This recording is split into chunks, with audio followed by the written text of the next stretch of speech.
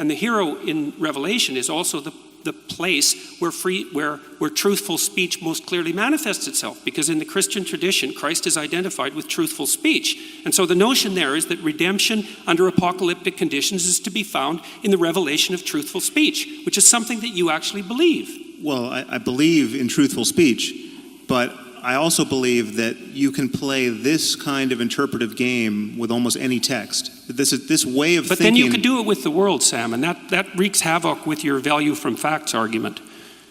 No, actually, I didn't hear what you just said. What was that?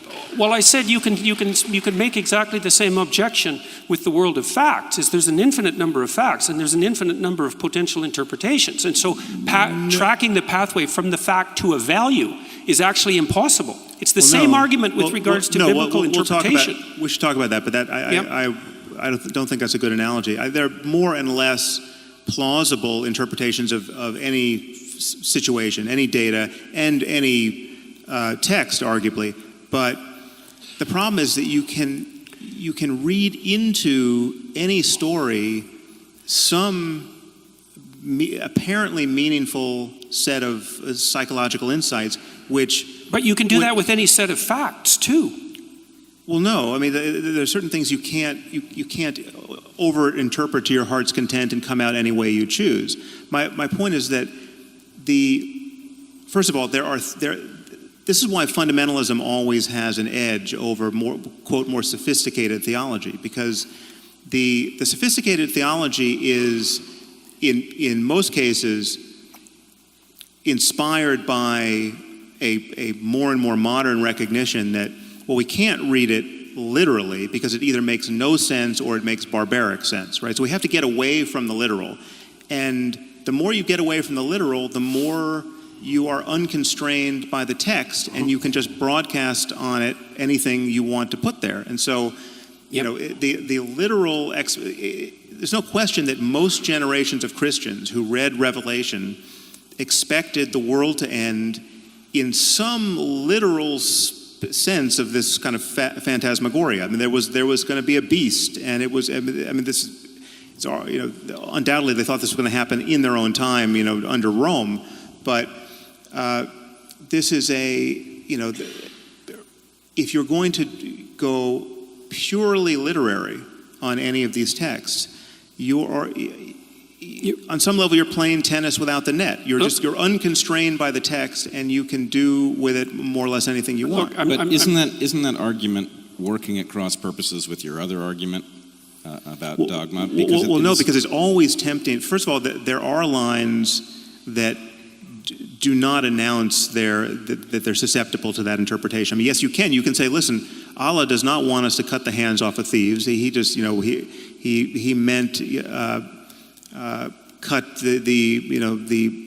the hand of their volition rather than their actual hands, right? So you're constraining them rather than cutting.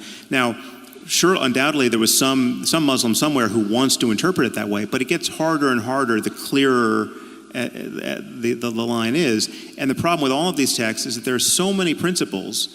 Again, I mean, so to read Revelation any way you want, it is still a problem that it is perfectly rational on the basis of reading that text to expect the world to end and for Jesus to be the only savior of it. Therefore, if you happen to be born a Hindu or born a Muslim or born a Jew who doesn't recognize Jesus to be the Messiah, you are screwed for all eternity. It's a funny thing, though. I mean, it's a strange thing, let's say, that one of the things we already agreed on, as far as I can tell, is that the antidote to pathological dogmatism is free, truthful expression, something like that. Is that? Yeah. Okay. Yeah. But one of the things I would say that's absolutely crucial to Christianity in particular is the notion that the thing that's redeeming is exactly that, and it doesn't matter. So it's universal truth. Now, if we both agree on that, the idea that the free expression of truthful speech is the antidote, let's say, both to nihilism and to totalitarianism, then the notion that might be embodied in something like the Word, which is truly, I think, the deepest of Christian ideas. How is that not the same claim? Now, let me elaborate it a little bit more completely. So here's the strange thing.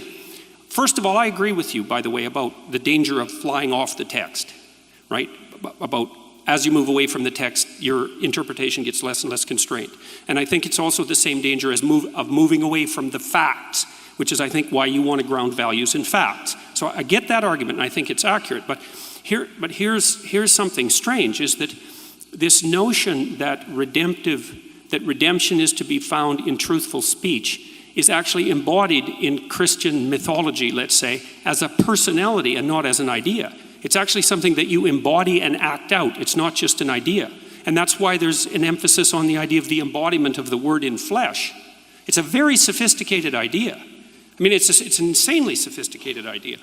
So, and there's one more thing. Okay, so look, you've made the case, and I hope we can really get to this, because this is the really tough part of our discussion, I think, is that you want to ground the world of values in something that's true. We could say objectively true, but let's just say true for a minute. And I share that desire, but the problem is that I can't see, and you actually state this in your book, I can't see how you can interpret the world of facts without an a priori interpretive structure. And this is an old philosophical claim. It's not unique to me. It's the claim of Kant, for example, that you can't get directly from the fact to the value because there's an interpretive framework that mediates between you and the facts.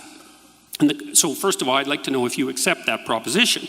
And then the second question would be, if you do accept the proposition, then what's your understanding of the nature of the interpretive framework?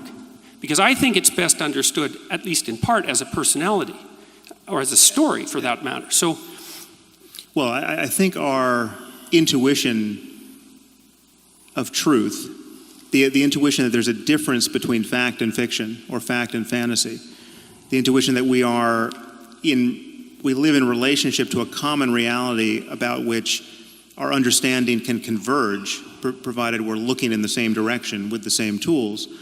I think it's certainly deeper than religion. It's not best captured by stories. Even if you could, as a matter of historical fact, point to its roots in story and myth and religion, that's not an argument that it's now in the 21st century best captured by story and myth and religion. I think it is a fundamental intuition to which our sanity, both personally and intersubjectively, is anchored. I mean, to lose a sense of objective reality is to lose the platform on which you can communicate with anyone and or rationally expect anything to happen a moment from now. To think that your memory represents something about a prior state of the world and your beliefs represent something about a possible state in the future, all of this is anchored to a sense that there's a difference between knowing something really and just imagining it, right? There's a difference between perception and hallucination.